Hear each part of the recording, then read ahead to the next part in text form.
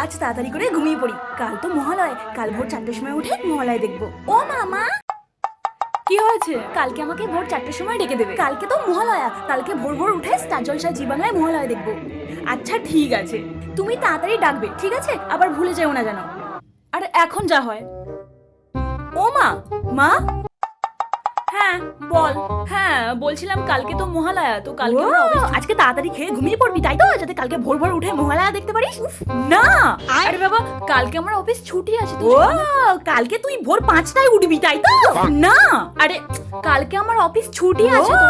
কালকে তাহলে তুই রেডিওতে মহালয়া শুনবি। আরে বাবা না, কালকে আমার অফিসে কালকে তোর অফিস ছুটি, তাহলে তুই কালকে ভোর 5টার সময় উঠে আমাদের সবাইয়ের সাথে ডাইনিং এ বসে টিভিতে মহালয়া শুনবি তাই তো? আরে না, কালকে আমার অফিস ছুটি, কালকে তুমি আমাকে সকাল সকাল ডাকবে না, কালকে আমি বেলা 12টা পর্যন্ত ঘুমাবো। সো তুমি আমাকে বেলা 12টার আগে ডাকবে না। কিন্তু কালকে তো মহালয়া। ওটাকে মহালয়া বলে না মা, ওটাকে শাড়ি জুয়েলারি পরে র্যাম্প ওয়াক বলে। মানে তুই স্টার জলসায় জি বাংলায় রূপসী বাংলায় মহালয়া দেখবি না? না। সো আমফান আসুক, কোভিড আসুক বা মহিষাসুর আসুক, তুমি আমাকে বেলা 12টার আগে ডাকবে না।